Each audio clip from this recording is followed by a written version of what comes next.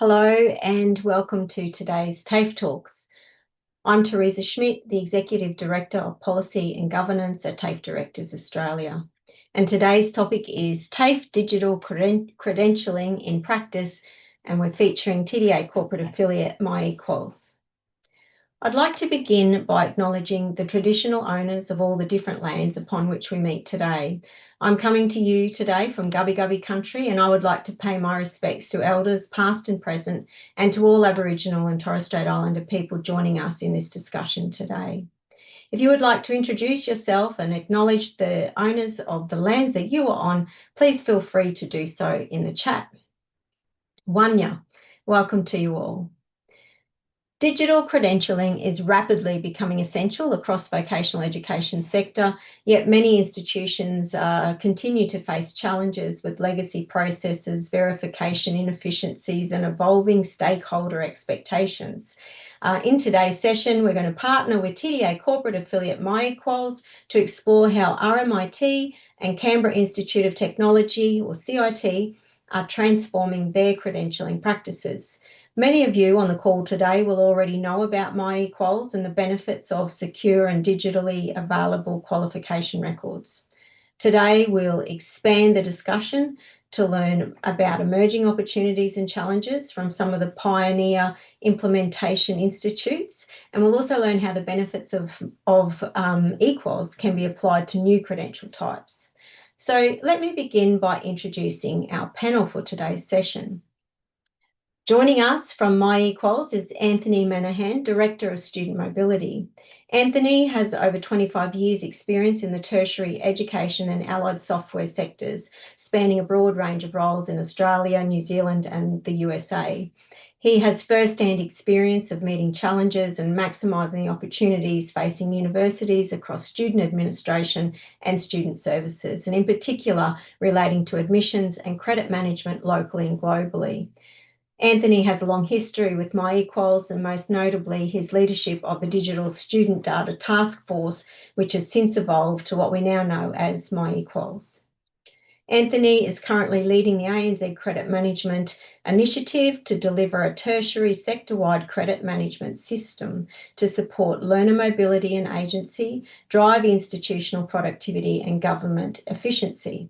And Anthony is also the board secretary of the Groningen Declaration Network. Anthony is joined today by Myrna Bitter and Scott Nichols. I'll now introduce Myrna and Scott. So Myrna Bitter is Associate Director, Completions, Awards and Graduations at RMIT. Myrna has over 25 years' experience in the education sector and extensive expertise in supporting and guiding students throughout their academic journey from completion to graduation. She currently works within the University Secretariat and Academic Registrars Group, part of the Office of the Vice-Chancellor's portfolio, where she plays a key role in ensuring the effective management of student administration processes. Myrna holds a Bachelor of Arts in Public Administration, which underpins her strong understanding of governance, policy and institutional operations. Her career reflects a deep commitment to continuous improvement and enhancing the student experience, contributing to the seamless delivery of university services. Welcome, Myrna. Also joining us today is Scott Nichols, Student Experience Lead and Academic Registrar at Canberra Institute of Technology, or CIT. Scott has worked in the tertiary education sector for the past 28 years, having worked at Deakin University, the University of Canberra, KPMG, and more recently, CIT. Scott was also on the board of the university's Admissions Centre for 10 years and has presented nationally and internationally on various aspects of the student experience in tertiary education. As the Student Experience Lead and Academic Registrar at CIT, Scott is responsible for leading student-facing functions, systems and processes that sit outside the classroom experience. This includes student services, student support, marketing, international student services, library and learning services, awards and programs, and apprenticeship support. So he's quite busy. Scott was a member of the Heads of Student Administration group when the concept of eQuals was developed and implemented. So both Myrna and Scott have been on this eQuals journey right from the beginning.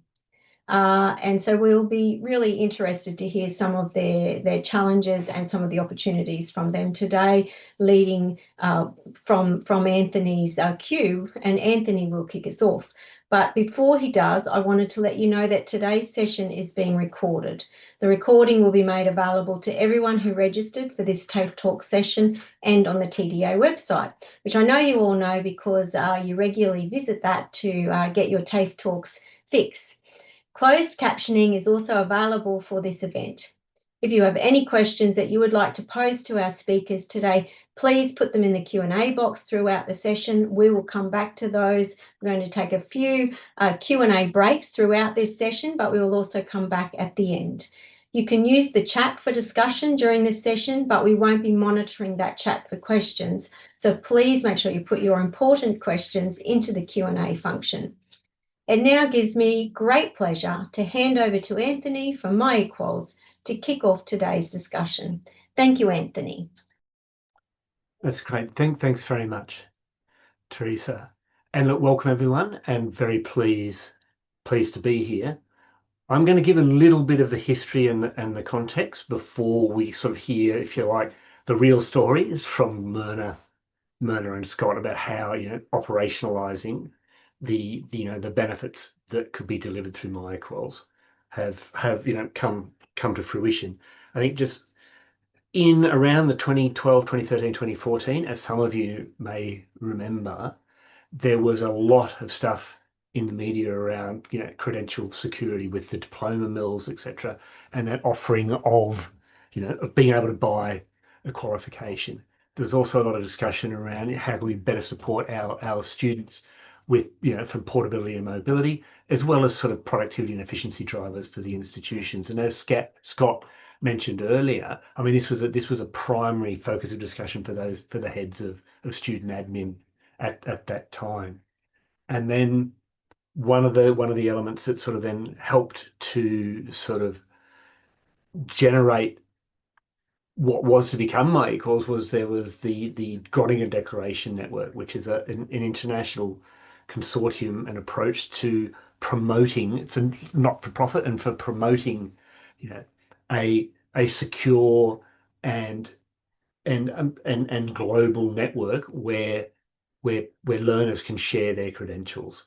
And so to that end, the Groningen Declaration was signed in 2015 by Neil Robinson, who's in that picture, was at Melbourne Uni at the time, on behalf of Universities Australia.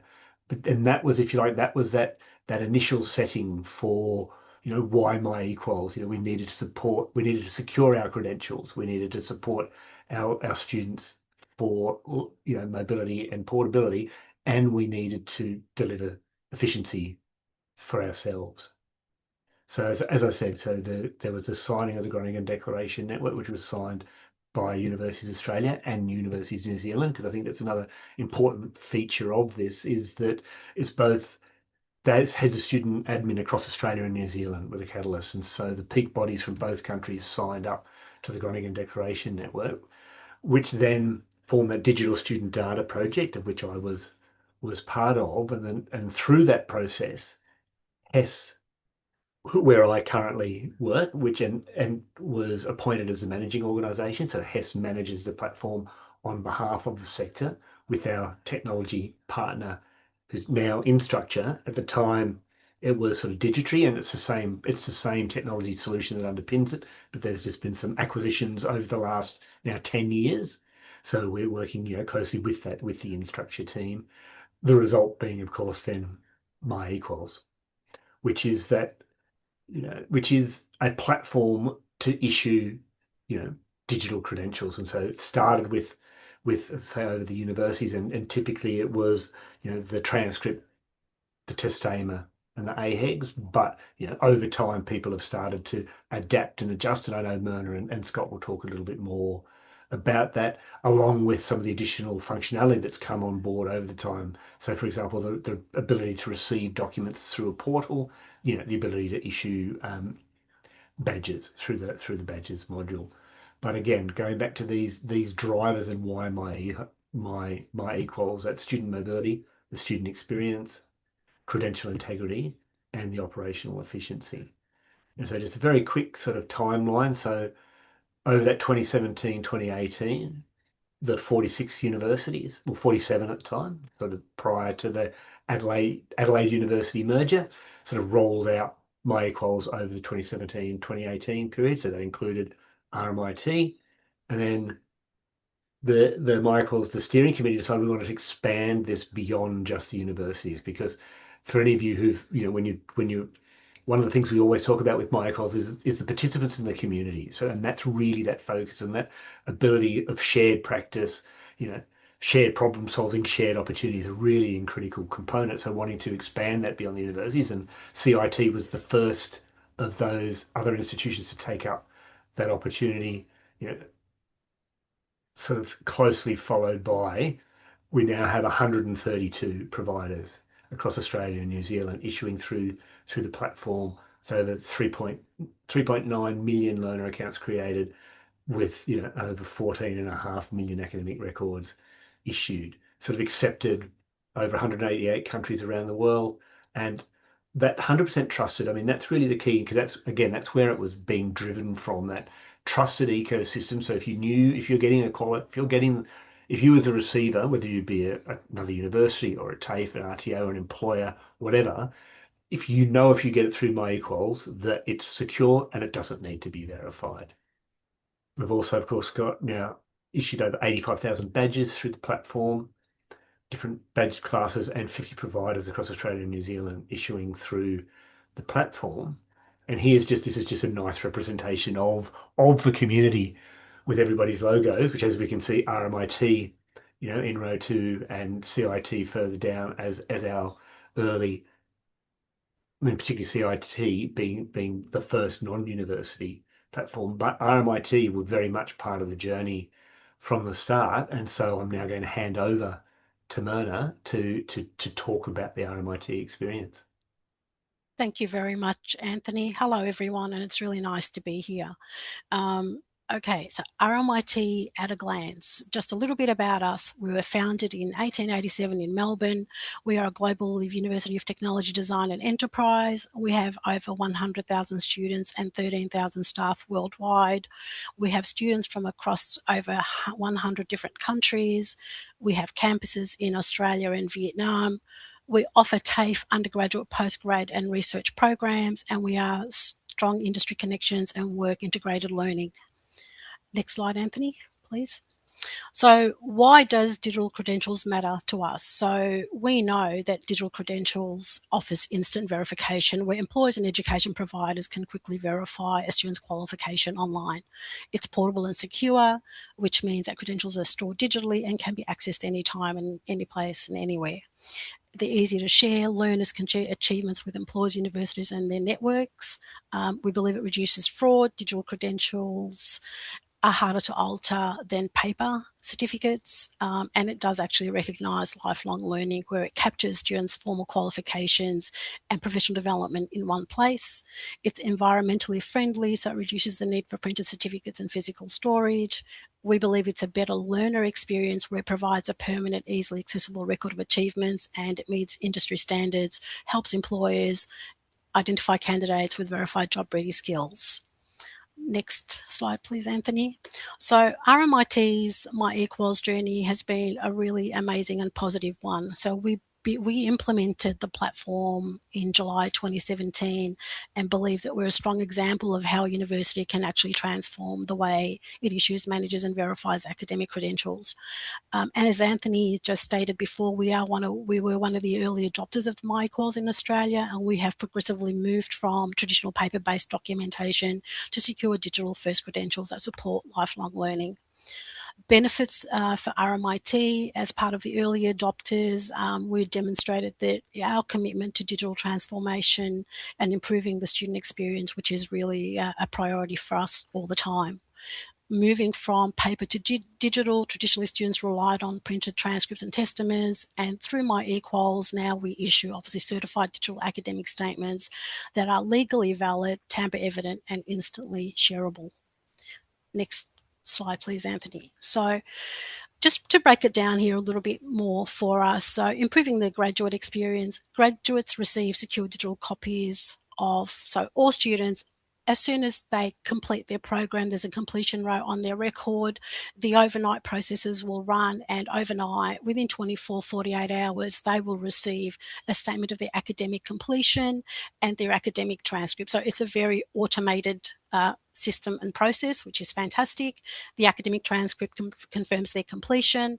So TAFE students receive, in addition to their academic transcript, they will receive their statement of attainment, and then when they graduate, they'll receive their VE qual and updated transcript that will also have their conferral information on it. Higher ed students receive obviously their testament and their AHEGs, and what we've been able to do in the last few years is add other document types. Like we used to have hard copy prize letters that used to be sent to students. Now we upload them to eQuals. We're able to do some archive transcripts that we can also upload to eQuals, and we've also done recently certificate of participation statements that were also uploaded to eQuals for VE students, which has been fantastic. Next slide, please, Anthony. So the process for us is that it doesn't matter what cohort you are, whether you've completed or not completed, and you want a copy of a digital transcript, you'll be able to get one. So for current students, we have a portal where students can order and pay for their digital academic transcript. If you're a current student, you can get a transcript digitally. It goes straight to eQuals, not a problem. For students that completed, conferred prior to prior to us going live in July 2017, can still order and get their digital academic transcript and whatever else they're entitled to. So if you're a VE student, you can get your testament, VE qual, whatever you're entitled to get, you will receive. So if I'm a VE student, I won't be able to get I can't apply and get a higher ed testament, for example, or an AHEX. I don't see that on the screen. For completed students, July 2017 onwards, as we said before, it's an automatic, they get them for free, overnight processes will run, and as soon as we know students could complete on a daily basis, the overnight system will run processes and will issue them with a digital transcript and the statement of academic completion. So because our statement of academic completion was a very popular statement, from October 2022, we brought that document into eQuals. So we added that document type because students absolutely wanted it. And it took away the manual processes that we were doing with paper, and we just sort of combined that as part of, it's just another document that they get. It doesn't matter where they are, offshore, onshore, VE, higher ed students will no problem in getting one. So they'll get that issued. For conferred students, again, July 27 onwards, they will receive copies of their, digital academic transcript, their completion, their VE qual as well. Higher ed will get their documents, but again, for conferred students, from July 27 onwards, they got them for free once we implemented the platform. Next slide, please, Anthony. Just to give you an idea about volume and scale, just noting up the top, the 2025 completion, we had over 32,000 plus completions with over 27,500 conferrals just in 2025. So therefore, the number of digital documents issued so far, this is as of last night, is just been under 1.2 million documents issued, which has been absolutely amazing. The all-time average pickup rate is 54%. And then what we've done here was provided a little table of, year 23 to year 25 and 26 as well, of the numbers of documents issued by year and the pickup rates, which has been pretty incredible, I would say, with 77 up to 89% so far in 2026. So they are the digital documents issued and the pickup rates, which means that students are really, they know eQuals exists, they know the system, they know how to pick them up, they are picking them up, which is what we want. Fantastic. Next slide, please, Anthony. This table shows, I just want to give you like a comparison over the years of the number of students that want hard copy statements by type. So you can see there from 2023 to 2025, the types of documents. So you've got your SAC, your Statement of Attainment, Transcript, Testament, AHEG. So from 23, as you can see then to 2025, the numbers have significantly reduced. So students are don't want them as much as what they did in 23 compared to 25. So that's a good sign that digital credentials are working. Students want digital statements, they want the digital copies, and just, the benefits of having them via eQuals, through eQuals. So next slide, please, Anthony. Benefits for students. We know that they have 24/7 hour access, so they can access them anytime they want. They've got them accessed for live because we use their personal email addresses when we're sending these documents through, so they've got access for live. They're secure documents. They can be shared with anyone, anywhere, anytime, and they control the sharing times, start and expiry dates and times if they want to. So students basically have all the control, and it simplifies the job for study applications as well. The risk of losing paper documents has just significantly reduced, and again, they are recognised documents internationally for whatever purpose that they need. Next slide, please, Anthony. Benefits for RMIT, I believe that, it's been a huge, the system integration of uploading statements from our student system to eQuals is simple, it's easy, it's fast, it's automated, and it's absolutely fantastic. eQuals has significantly reduced the number of hard copy statements requested by students, as we've seen before by the previous slide. It has substantially reduced the number of unclaimed and damaged statements returned to the university. I can't tell you, that has been an amazing, reduction in number of the documents that used to come back unclaimed and or damaged because students move addresses and they don't update us. So that's taken away that problem, really.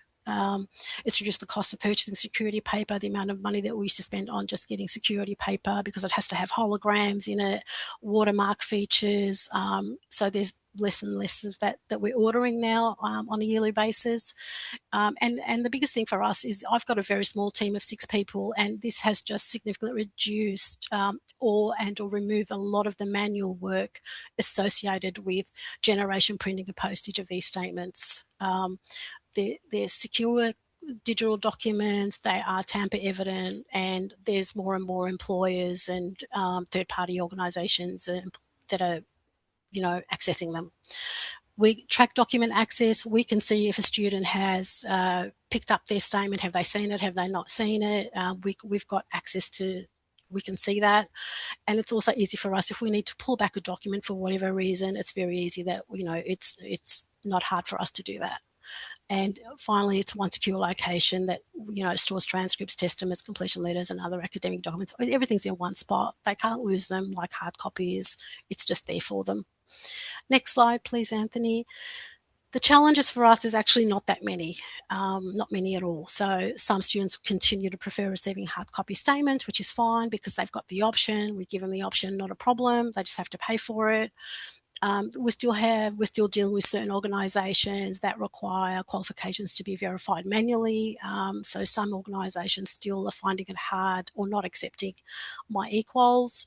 And due to historical data limitations, some of the records can't be issued by as digital transcripts through eQuals. So, but they're okay. I mean, there's like I said, they're not significant issues. And something that we can deal with. So basically, in conclusion, digital credentials are evolving beyond replacing paper documents. They're becoming trusted portable records of lifelong learning that connect education, employment, and professional development, empowering learners throughout their careers. Next slide, and this one is thank you very much. And I've just put a little photo down that under the thank you smiley faces, that's actually our graduation ceremony that we have at Marvel Stadium at the end of the year. We graduate over 10,000 students in the one hit, and that's what that looks like. So thank you very much for having me. Over to you, Teresa. Thanks, Myrna. Some staggering numbers there, and I think a lot of interested folks. So we've got a couple of questions for you. I guess we'll go with, firstly, maybe this is a straightforward question. Do your students order and pay for the transcripts via your institute webpage or via eQuals? No, it's via our institute webpage. So we have a portal that we built, which is integrated as part of our student management system, so it connects through that. They'll order, they pay, it goes through our student management system, and then it will issue them to my eQuals. So, Can I just follow up on that one though too? But there is, if people were interested, there is now what's called the orders functionality within MyEquals. So if you wanted to manage that as your institution through the platform, you could also do that. But I think one of the key underpinnings here though is that there is no charge for students for MyEquals per se. It's the institution may have charges, which as Myrna alluded to. Thanks, Anthony. Okay, another question for you then, Myrna, is how do badges integrate into an LMS like Canvas? This might be also for Anthony, I think. I'm not sure. Who wants to answer that one? Anthony, I might get you to answer one. At the moment, I'd say one of the things is there for the MyEquals badges, there's not the direct integration with the LMS as yet, but that's definitely on the roadmap of what we're sort of exploring and also doing a broader piece of work with the Instructure team and particularly with Taki and the team around the idea of that rational network, because there's the Parchment digital badges that are available through Canvas and there's MyEquals badges, and so we're working on, one of the things we're looking at is bringing those together, and part of that will also be looking at, if you like, the learning, the LMS sort of integrations and how that can work. Thanks, Anthony. I think, yes, jumping to the future, that's the stuff that you're working on, because this is where we're heading, isn't it? Thank you. Now, the other one is not really a question, just 100%. Simona's agreeing with everything you've told us, Myrna, and just wanted to offer support of the use of MyEquals. So there you go. That's a good endorsement. Yeah. Great endorsement for RMIT and MyEquals partnership there. Yeah. Thank you. Yeah, thank you. Thank you. Now we're going to pass on to Scott, who's going to talk about CIT and maybe take us into the future, potentially. Thanks, Teresa, and great to be with you this afternoon. Just a quick introduction, as Teresa said at the front, my name's Scott Nichols and I'm the Student Experience Lead and Academic Registrar at CIT, which is an incredibly sexy title, I know, but it means, as Teresa said in the intro, I'm largely responsible for the student experience and activities that happen outside the classroom. Next slide, Anthony, please. I'd like to begin by acknowledging that I'm coming to you from the lands of the Ngunnawal people this afternoon and pay my respects to elders past, present and emerging, and also acknowledge any Indigenous people with us on the call here today. Now, one of the things about being the second institutional speaker on an event like this is that a lot of what I was going to speak about has already been covered by Myrna. So I'm not going to go into things like why credentials matter and the benefits to students, as I think the benefits and why they matter are no different for an organisation like CIT than they are for RMIT. So thank you, Myrna, for already covering those things in your presentation. It is interesting when Myrna talked about graduation ceremonies for 10,000 graduates. We too have graduation ceremonies, but they're generally for 100 to 120 graduates at a time in the hall here on the Bruce campus at CIT. So scope and variability is there. So you're getting kind of different ends of the spectrum in terms of the experience from the two institutions here today. I'm going to concentrate a little bit more on CIT's journey with MyEquals, how it came about and what we've learned and what we'd like to do next. Thanks, Anthony. So CIT is Canberra's TAFE and also supports the learning needs of the broader capital region. We will be celebrating our 100th anniversary in 2028, and we've also recently celebrated the first anniversary of our new state-of-the-art campus at Woden and the opening of our Urana Centre, which is a purpose-built and co-designed facility with our for our Indigenous students and community built on our Bruce campus. A shameless plug, when you are coming to Canberra next, please reach out. I'm very happy to show you around the Woden campus. But if you're also interested, there is a virtual tour on our website that you can have a look through as well. As it says there, we currently have about 17,000 course enrolments per year, with student satisfaction rates and graduate employment rates that are at or above 90%. Thanks, Anthony. I do need to acknowledge that I was one of the heads of student admin reps. I was at UC at the time when the MyEquals idea was conceptualized and developed. And I do want to just briefly reflect that I still think of MyEquals as a bit of a unicorn in the higher ed space in Australia and New Zealand. I'm sure if you all reflect on how hard it is to get decisions made and things approved within your own institutions, MyEquals was 40-something different institutions across Australia and New Zealand all agreeing on a platform and a way forward, and not only agreeing with it in principle, but putting their money where their mouth was to invest in the building of the platform. So I still, to this day, think it's a bit of a unicorn activity that's happened in the higher ed landscape in Australia and New Zealand. And I'm really hoping, and shameless plug, and this will lead into Anthony's next conversation, I'm really hoping that credentials and credit recognition might be the next one that we can tackle as well. But if I speak about CIT's journey for a second, it's been an interesting one. Anthony and Teresa both flagged that CIT was the first non-university or vocational education organisation to jump in and sign up for eQuals.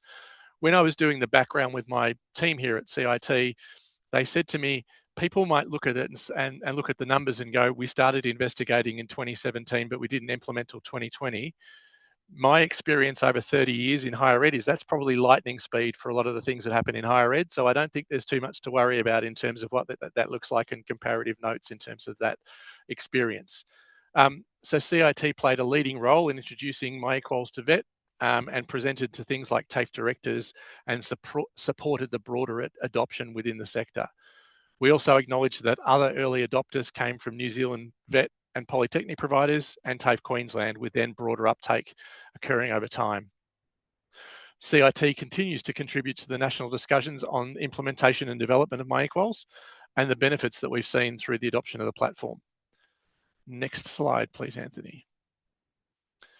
So the initiative here at CIT stemmed from a broader push at the time to modernise practices, to acknowledge that things were done manually in a lot of ways, and to think about, at that stage, this is going back to the 2017 type period, the real emergence of digital capabilities and the move for digital literacy and digital systems.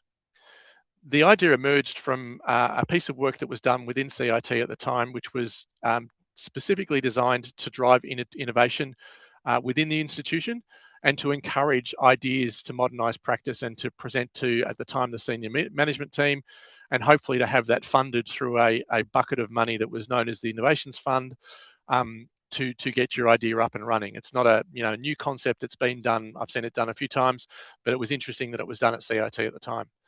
The interesting point to note here is that it was so well received that senior management said, we need to do this regardless of the innovation funding that had been developed at the time. It was just something that the institution agreed and decided that it needed to jump into and jump to quickly. So eQuals is integrated with CIT's student management system, which is Banner. And like Myrna said, from RMIT's perspective, we're using it to issue test armors, transcript, and also supplementary completion documents. What I mean by that is that includes trade papers and nursing letters to support accreditation with things like APRA, which we can also produce through the solution. We also upload supplementary completion documents manually. There's a mouthful. But test armors and transcripts are uploaded directly from the student management system. We use the bulk share feature to enable sharing of documents with third parties, including school cohorts and other organisational groups. We don't currently use badges. However, we're exploring that, and I'll come back to that later in the presentation. Next slide, please. So these numbers don't kind of stack up with Myrna's 14 squillion documents that have been released by RMIT, but still really impressively, CIT has issued nearly 120,000 documents through eQuals since 2020. I wanted to point out in this document the pickup rate. So the pickup rate for us has improved significantly since we went live. And we're now, if you look at the 2025 data and even the interim 2026 data, we've now got a pickup rate that is around 90%. The thing to consider with these numbers, it's also important to reflect that how courses are offered in vocational education, and I appreciate that I'm probably preaching to the converted on this call, but CIT offers accredited and non-accredited programs, and the duration of those courses can range from a couple of hours to a couple of years. So the evidence that we have is that the documents that are not picked up are predominantly associated with short courses, or courses where students receive a physical competency card rather than needing the digital document that comes through eQuals. And again, I'm going to come back to that in a minute in terms of what we might do next. Next slide, please. So I'm not going to dwell on some of this because it's probably self-evident, and it also supports what Myrna was saying previously. But we have seen at CIT clear financial efficiency and experiential benefits since implementing eQuals. One of the unintended consequences or benefits of being an early adopter was that it helped us significantly when there was this little thing called COVID-19 that played out, in 2019 and 2020 and to the, front end of 2021. The fact that CIT had, gone early with this, and I'm sure that's the case with some of our university colleagues, meant that we were better prepared for that very quick and somewhat agile transition to moving to digital and non-hard copy communications and teaching and learning practices when COVID came around. Next slide, please. Perhaps not surprising, some of the initial lessons stem from the maturity of our internal systems and our abilities to integrate with the solutions. This resulted in manual data transfers initially until integration could be resolved and completed. The really interesting thing from me, not being at CIT at the time, is that again, it was deemed to be such a good thing to do and so important that the fact that the short-term implementation still required some manual processes didn't stop it or slow it down. It was just appreciated that it was the right thing to do and that it was a journey that the institution was going on to get it up and running and then improve it over time.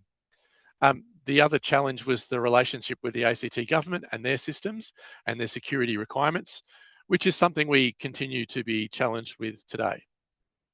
As I said before, we continually monitor pickup rates, and we are fairly sure from the data that a lot of the non-pickups are from short courses and those that have a physical competency card. Next one, please, Anthony. So what are the next steps? And this is where I want to just spend a bit of time talking about what are we thinking of and what are we working through. We are really keen to progress the idea of digital badging and micro-credentials. So over the last few months, we've started to explore what that would look like, especially for non-accredited short courses and some of the micro-credentials that we're starting to think through.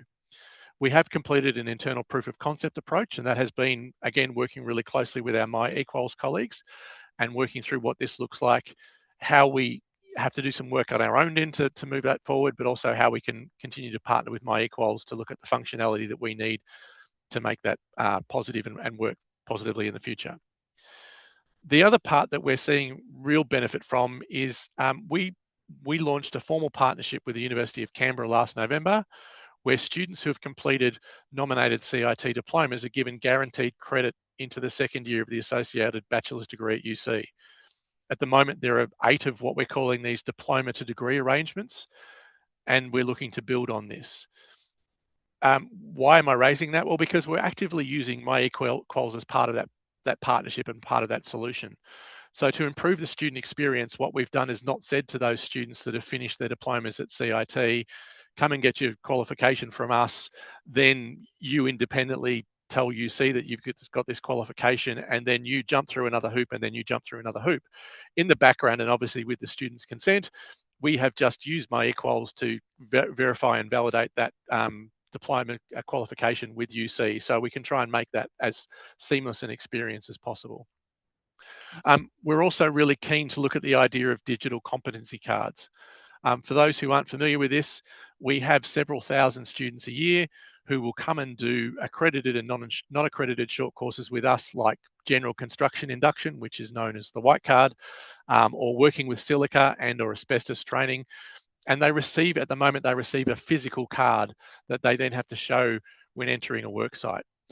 We're really keen to look at the eQuals type capability and kind of challenge that and go, how do we create a digital version of something like that, so that instead of having to pull a hard copy card out of their wallets, people can show a digital version on their phones and get access to their work sites and trade sites as they need to do their employment. That is all from me. Happy to answer any questions, and thanks for your time. Thanks, Scott. We do actually have a question, and that was, thank you for showing us a different example of a vocational education and training context and a smaller institution, but still lots of benefits, and as an early adopter, the kinds of things that you've been able to do. So we have a question here.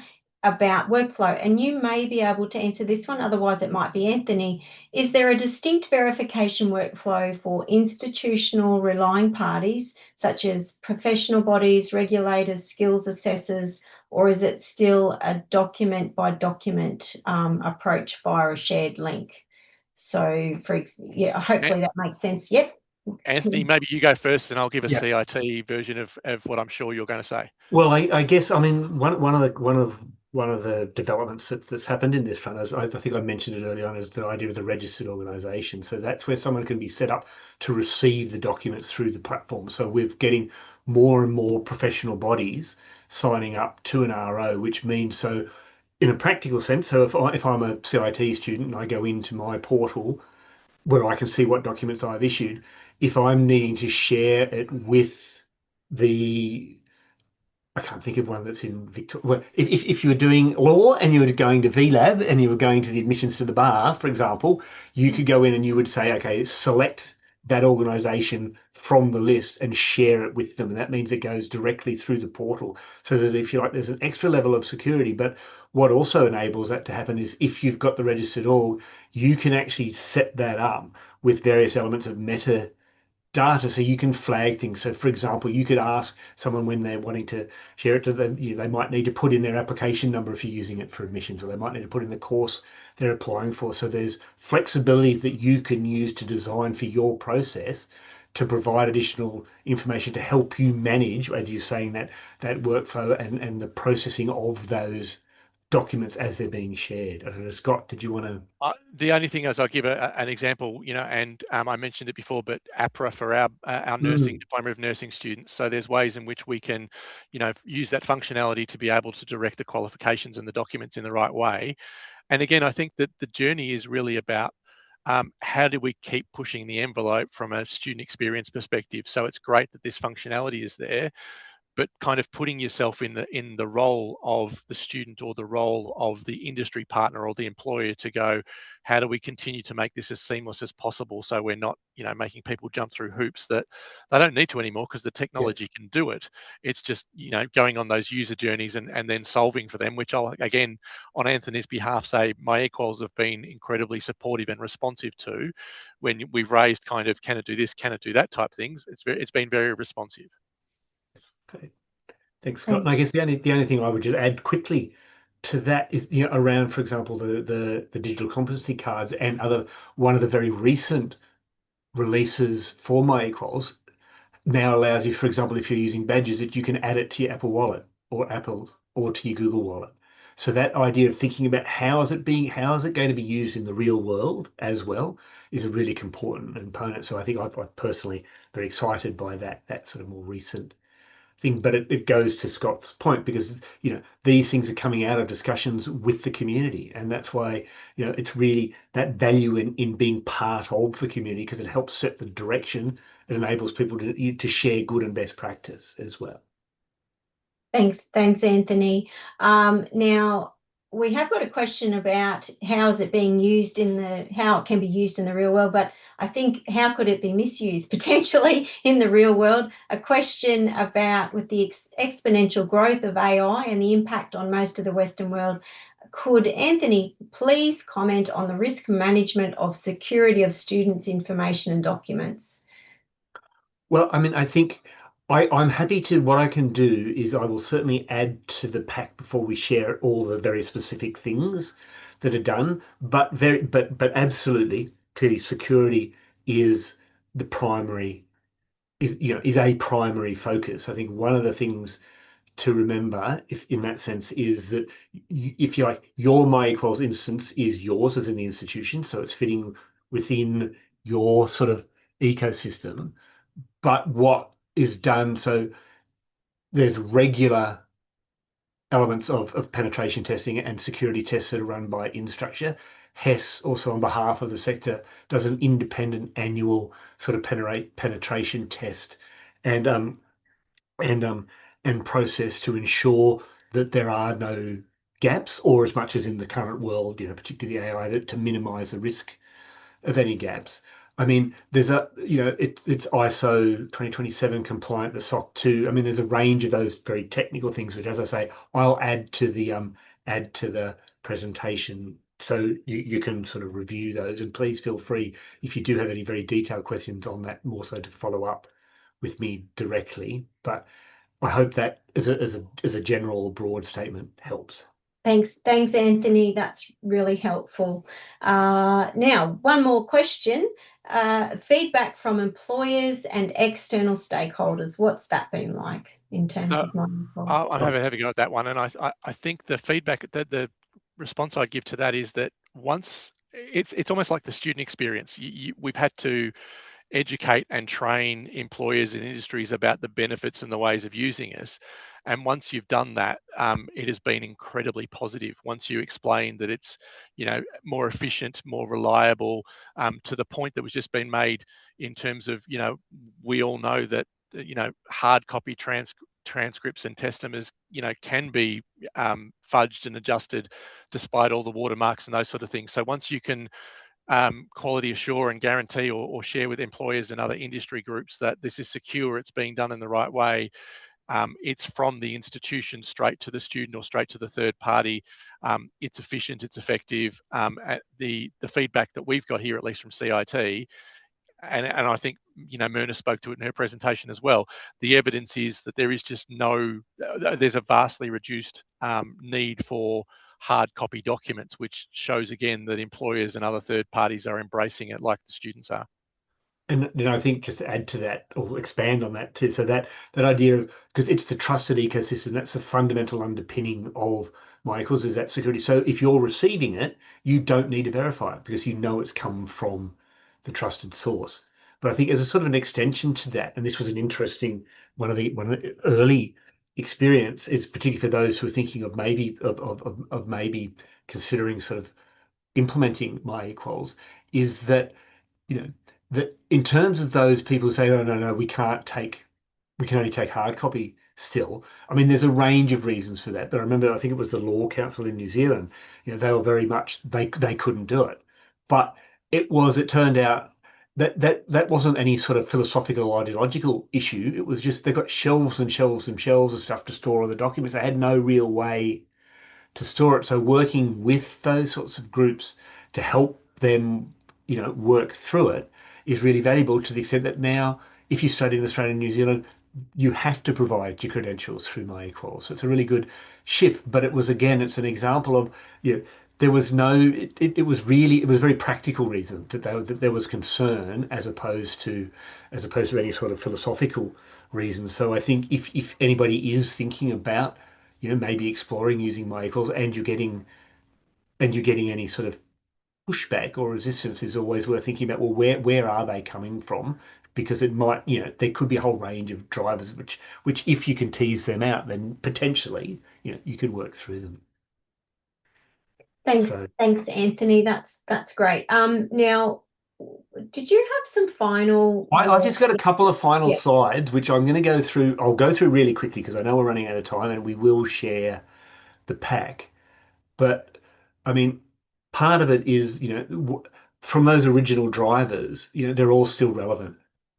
Reducing operational costs, fraud prevention and security, student mobility, digitization, the student experience, and those operational efficiencies. So they all still resonate. And in particular, as the question alluded to earlier, and particularly in the world with AI and potential for increased, opportunities for fakes, but also then the other side of that need for security. I mean, those elements all still apply. And here are just some examples from the original business case and how that was returned. But I think another key issue is, and this, as I think Scott put it really well in terms of that initiative with University of Canberra, because as you know, out of Canberra, tertiary harmonisation, and so that's where we're heading, and that's what we need to support. And so that's why I'd say that eQuals is already doing that. And so Scott gave a really good example of that. So with that clear pathway and that ease of access to the credentials to help the student move between organisations. So that sort of element of mobility, as we know, we can see it's been in the Accord Productivity Commission has been highlighting it. Pressure to get our graduates and our students to the workplace sooner, but continue, lifelong learning and supporting, that professional development and learner demand around those flexible pathways. And so, from a study ecosystem in particular, and for the work, I mean, in some ways, did this as part of the credit management initiative, which I've got some slides I'm going to go through on that, which is another example of harmonization and building on that eQuals ethos. And I agree with Scott. I'm hoping this is unicorn number 2. But so this is showing, if you like, as I heard it described by an academic from Curtin, as the poorest pathways. But we could be putting employment in here as well, because that's that's going to be that's the way that we're moving. That's the way the world is heading, or we're already there.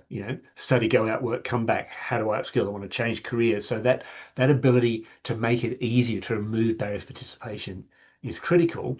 And so one of the key elements, which, as we know, has been a pain point for many of us for many years. And there's always, but to me, it's always been the smouldering bridge, never the burning bridge. So something always trumped it. We all complained about it, but we had to do taxi reporting, whatever it might be. Something would always trump it. But I like to think that the bridge is on fire, but in a good way, because we've got an alignment with government policy. We've got that drive around tertiary, around harmonisation, I think is critical. That desire to be able to support pathways, omnidirectional pathways between vet and higher ed, is really, really critical. We've got now the technology that helps us do it, because for all of those, anybody who's been involved in credit, you always know, how do you keep the precedents active? That's always been the pain point, because there's always somebody else involved, but that's where AI can be our friend. We're using AI for good to help identify where things have changed and keep those sorts of things active. So we've been since the proof of concept we ran in New Zealand over the late 2023 and 2024, sort of trying to build some momentum to get traction around the ANZ Credit Management Initiative, which culminated, if you like, with, well, as a next step, we did a formal discovery project in over May and June, which included representatives from across Australia and New Zealand, with higher ed and the Morticaps Consortium and NoMQ as our partners, with 18 institutions, which included CIT and RMIT. And I think it was a really engaging project. And again, it could just reinforce the need and the appetite that we need to collectively do something about this. And again, going back to that whole eQuals came out of HOSA, the need to do something around credit was identified then, because, as I say, we've known it's a pain point for ages. But I mean, I think it's that real opportunity for us to to work collaboratively. And just a quick update on the outcomes around the discovery. So some of the principles, that academic sovereignty, no solution. It's not about taking decision making away from institutions. It's about supporting the outcomes of those decisions and making it easy. It's system agnostic. This is in the sense of whatever your internal systems around student systems, etc., that would need to be able to plug in, and that's sector views. So bringing it above our individual institutions, because there's always somebody else involved, and how do we support that? And some of the institutional benefits: improve student experience, reducing academic professional staff workload, sector source of curriculum data, faster and more consistent outcomes, opportunities for automation, enhanced visibility of choice, aligning with the Accord, and that automated and trust and data exchange. And then some of the next steps, if you like, for HES, these are some of the practical things. So we're in the final steps of that discovery, looking to make a case for government funding and and taking it to implementation.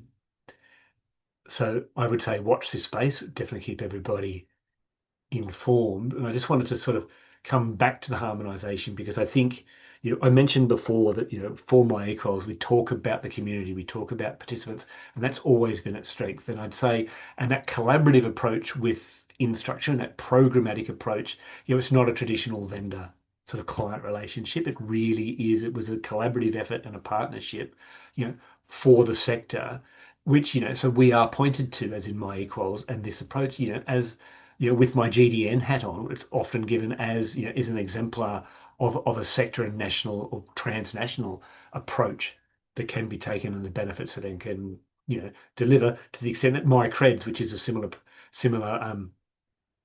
solution in Canada, was explicitly based on eQuals. And so I think that work that we've been able to demonstrate, I think that sets us up well to address the harmonisation agenda, because we know, it's here. So what can we do? So as Scott said, that ease of transfer around documents, being able to actually then, can we better use badges, building that receiver network so we can receive it within that trusted network, again, to make that mobility more straightforward, as well as other, unicorn related initiatives, like credit, I think are really, I think, come out of that MyEquals ethos, or I like to think that MyEquals state of mind. I mean, it's more than just a solution; it's a community, and it's a state of mind. And I think it's a real opportunity. I would definitely encourage anybody who's on the call, who's not currently part of it, to consider it, and please reach out if you would like to get some more information.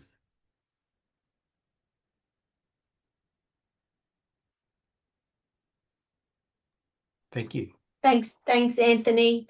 Well, look, I really need to say thank you to Anthony from eQuals, Myrna from RMIT, and Scott from CIT today for a fantastic TAFE Talks discussion. Really insightful, some practical hints, and a view to the future, which is really valuable in this age of harmonisation and a more joined up tertiary system, and all of these new innovations in qualifications and micro-credentials, etc., that you're all working on. Our next event will be the Power of TAFE to fast-track modern housing solutions, and you've been a fabulous audience. I'd like to see you all again on the 26th of August at 2 p.m. Thanks, everybody, and goodbye for now.